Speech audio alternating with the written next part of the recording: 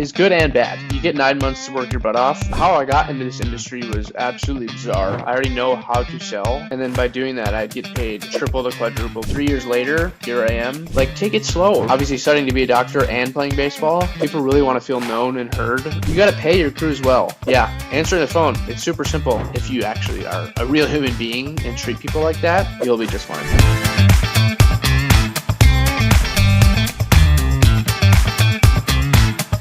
Hey guys, welcome to another episode of the Roofing and Home Services Industry Podcast. Today I have Owen Atherton from Minneapolis, Minnesota. I used to live out in Minneapolis. So Owen, tell us about you. Who is Owen Atherton and the name of your company and what you guys do? Yeah, so I actually just recently started this company not too long ago. I was in roofing sales for about 3 years previously, and I just thought to myself, over time, I'm already doing the toughest part about any home service company. I'm already generating leads. I already know how to sell. I just need to find out how to order materials, schedule crews and stuff like that. And then by doing that, I'd get paid triple to quadruple of the money that I previously made. So I'm like, why not? The two companies I previously worked for, there wasn't really much structure. Pretty much just said trial by fire. Go out there, figure out what to do. I didn't know how to do anything. I had to do my own research, figure out what worked, what didn't work. And yeah, that's basically my backstory when it comes to roofing. But how I got into this industry was absolutely bizarre. If you would have told me this 10 years ago, I went to college and I played baseball for 4 years, and I actually studied to be a doctor. Fully planned on being a doctor. I studied for 5 years. Wow, didn't see that coming. Yeah, in order to go to med school. Fully devoted to it, loved it. And then it was COVID. Was 2020, my freshman year of baseball season. So they basically gave me like a redshirt year. So I pushed my credits out to play 5 years of baseball. And then my junior and senior year, I got pretty severely injured. So I'm like, you know what? I can't play my 5th year. I can't risk that. Now, since I just got married that previous summer, we were living in an apartment. We needed to make money. So I'm like, I need a job. Like, I can't afford going to play baseball again and spend all this money on college. So one of my buddies reached out to me and he worked for a roofing company. I got hired and I loved it. 3 years later, here I am. It's been an absolutely wild ride, but it's been great. Pretty much how I got into this industry. Not really normal, but it is what it is. I would not guess that. So you mentioned that you played baseball. Has sports shaped the way you go about business or just in life in general? Absolutely. During it, like the struggles being an athlete and such, you wouldn't think so. But now that I'm out of it, it's absolutely eye-opening. The characteristics that I learned throughout college and high school, just the dedication to get up at 6 a.m., go to team lifts, then go to school for 8 hours, and then go to practice after that, and then study, and then do it all again is amazing. I mean, it taught me dedication, it taught me grit, taught me patience beyond measure, and that was fully because of sports, because that was my life. Like, sports were football, baseball, basketball every year until I got to college. Obviously, studying to be a doctor and playing baseball, my day-to-day schedule was packed, and that's really going to help me when it comes to being a business owner, just because I know how to handle that anxiety and stress when it comes to juggling a lot of different things. As a sole proprietor, I'm going to be wearing pretty much all the hats for my first year at least. Like, you name it, production, sales, all of that stuff, I'm going to be doing it. So I'll have a better time handling all of that. Why the name Rocket Roofing? Any particular reason? Yeah, I do. It kind of rolls off the tongue well, one. And I know that marketing is a huge factor when it comes to home service. People want a name that they can remember. And I know that it just sounded good and the logo looked great. And here we are. Yeah, the logo does look great. You said you just finished college not that long ago. You sound well educated. How was that transition, becoming a roofer? Yeah, it was definitely scary. There was a lot of thought going into it. Like, am I ever going to get jobs? Like, how is this going to work? Like, how am I going to be able to handle everything from sales to production to fulfillment and everything like that? And then honestly, it's just taking a gamble on yourself, taking a leap of faith, knowing that if you really put the work in, especially in this industry and in work, most of the time it's going to work out. You're going to do well. I've always had confidence in myself. I've always had high goals. I just know the type of lifestyle my wife and I want to live. I think this is a good avenue for me to do this. I want her to be able to be a stay-at-home mom, and me being able to be an owner. I can obviously, the money is not end all be all for me, but making extra money doing this is going to help. People can say that money doesn't make you happy. It makes you a little happy at least.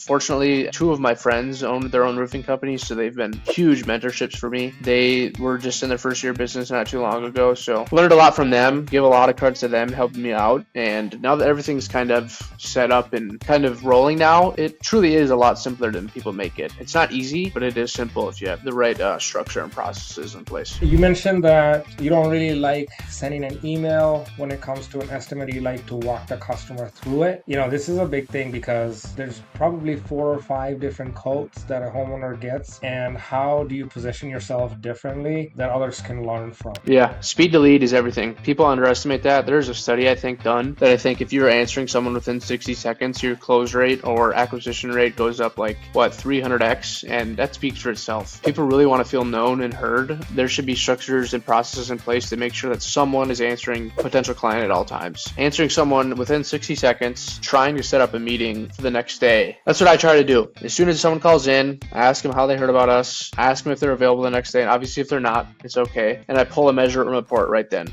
I try to build a quote as best as I can. Obviously I can't count accessories and stuff like that. That's what I do when I get there the next day. But I want to have a quote in hand for them ready to show them that I'm committed to doing this quickly and correct. I just have seen, I studied a lot of other roofers and this is what they did. And I'm obviously they're doing something right. They wouldn't be doing it if it didn't work. People underestimate that. When some companies don't get back to them, for 20 minutes, 20 minutes is longer than you think. What do they just do? They picked up the phone or they emailed another roofing company within that 20 minutes. And you potentially just put yourself down on the totem pole. Yeah, answering the phone. It's super simple. So let's talk a little bit about Minnesota weather, because we all know how that is. It's a different beast. I don't think anybody that doesn't live in Minnesota understands it. How does that change the roofing game? I know, are you going to be able to do roofs in that climate? How is Minnesota very different than any other market in the country? Yeah, it honestly pushes you to work harder when you can, whenever it's warm enough. At the end of March until maybe the end of November is our season. I personally do not like installing roofs below consistent 40-degree weather. Obviously, manufacturers say otherwise sometimes, and if it's installed correctly, it more than likely is not going to be a problem. But no, you get about 9 months to absolutely work your tail off when it comes to roofing. It's good and bad. You get 9 months to work your butt off, and then the 3 months, it's not like you're taking time off. It's just a lot more lax. You don't have to put all this effort in and worry about where jobs are coming from. You made enough money throughout the year to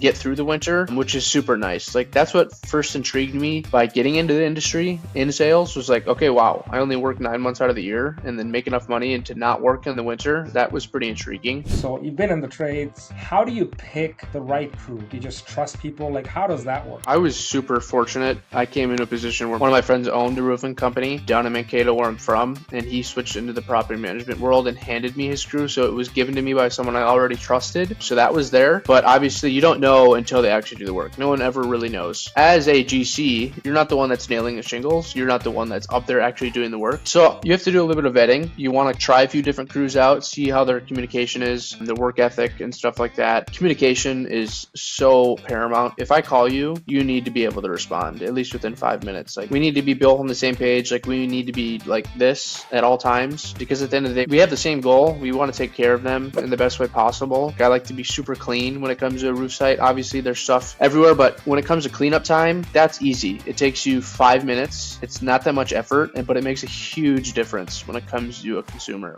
I've had jobs get ruined by leftover material getting laid out too long, and the job went perfectly fine, but some leftover material was left in their yard for a couple days, and they left our company bad reviews, and they had a bad taste in their mouth just by 5 minutes of extra effort. So I have super high standards when it comes to that, and these guys today, I was super happy with them. Obviously it was my first job. You got to pay your crews well. It's cheap labor, but I don't really like to stand by that. I would gladly pay my crews more to have that comfort and confidence that they're going to do a good job the first time, that they do not have to come back out there. It really is not that big a deal. It causes me to not have to worry about anything for the future. I can rest and sleep peacefully at night knowing they did a good job because they feel valued. They want to work with me instead of the other companies because I'm paying them more and treating them correctly. So that's what I would look for. What should a customer ask a roofer before signing on the dotted line? Yeah, for me, if I were to call you at any time of the day, would you respond within 5 minutes? Because that's huge. I mean, they're investing thousands and thousands of dollars into you, and they want to know that the work is being done correctly and they chose the right person. And for me, I over communicate, probably almost to an annoyingly. I like to send progress pictures throughout the day. I like to tell them where we're at in the day. Hey, we just got done cleaning up, stuff like that, because the more they are in the know, the more comfortable they are with everything, and the more apt they are to refer you to other people. My phone's on until I go to bed. If someone were to call me at 10 o'clock at night and I was up, a client, I'd gladly answer them. That's just how our world works. If I was a consumer, I would get multiple quotes too, honestly, just to feel the person and read the person. Excellent at what they do, good communicator, good person,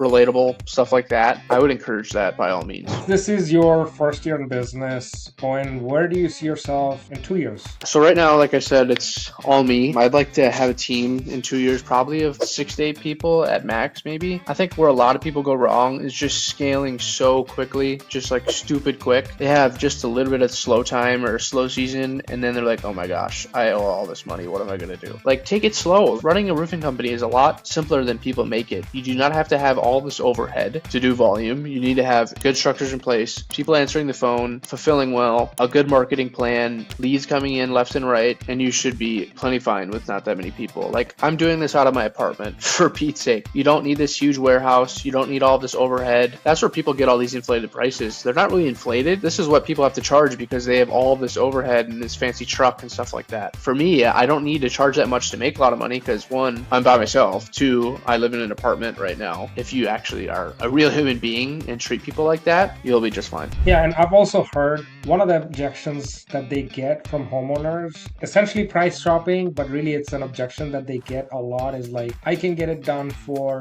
$500 cheaper or $1,000 cheaper. What is your strategy when it comes to the closing the sale when you're dealing with a homeowner that is trying to get the best bang for their buck for them to pick you over other roofers? Yeah, that's a phenomenal question. I mean, that all comes down to having a great sales process. And when I say sales process, it's walking the homeowner through from A to Z, saying like when the dumpster is going to arrive, when we're going to be doing tear off, how we're going to take you from here to here, like how we're going to solve your problems, asking them questions. During a sales process, you honestly should be talking like 30% of the time, like finding their pain points. Like, have you worked with another contractor in the past? How did that go? If we were to solve one problem today, what would that problem be? Just to get them talking, get them to sell themselves. By doing this, you're not selling at all. They're selling yourself on why they should go with you. And at the very end, if they still give you a price objection, you reassure it. You don't just deny it and say, no, you're stupid, you're dumb. You just say, you know what? I completely understand. Let's say if both of our prices were same, who would you go with? And they'd be like, okay, you straight up just say why. And then they tell you why, blah, blah, blah. And then you say, tell me more. Quite literally doing is they're convincing themselves on why they need to go with you. And then after that, if they still aren't going with you, then you didn't want to work with them anyway. But most of the time by doing that, they're going to convince themselves right on the spot why they need to choose you, even though if you're a tad more expensive. Yeah, you're right. It's not as complicated as it sounds. It's really making sure that person feels comfortable making that decision and is confident. So absolutely, that's a great point. I'm glad you've learned so much being so young already. Yeah, people will spend more money. 1000% they'll spend more money if they feel confident and they feel heard, that they know the job will be done the first time. Like most of the time, objections are smoke screens. You just need to find the root of why they're objecting you or like why they're hesitant, because you just obviously didn't do your job correctly. You didn't make them feel comfortable enough to go with you, and you just need to look yourself in the mirror and just be like, what do I need to do next time to ultimately make them feel like, yeah, this is a no-brainer. I'm going with you guys. Absolutely. Let's talk about the hardest lesson. What is the hardest lesson that you have learned that others can take away from? I always thought that people just went with people they liked, that rapport meant everything. And obviously rapport is good, but it's not even close to the only thing that people look for. Like I always thought if you were the nice guy, you show up to these meetings, blah, blah, blah, and act like you were friends, that it would work. And boy, was I wrong. I would lose so many deals to be like, what is going on? I thought these people liked me. And I'm like, you're not there to be friends with these people. Like you're there as a professional. You're there to serve them. You're there to provide a service. And obviously, yes, there can be a mutual friendship there. You're there to ultimately provide a need for them, not be their best friend at the end of the day. And I always thought that was the goal because like I said, I was never taught how to sell someone or how to be a salesman really, and actually walk people through the process and earn people's trust by other than just being their friend. That was the hardest thing. Once I started realizing that that wasn't the end all be all, and I started implementing these new things that we just talked about, I closed so many more deals.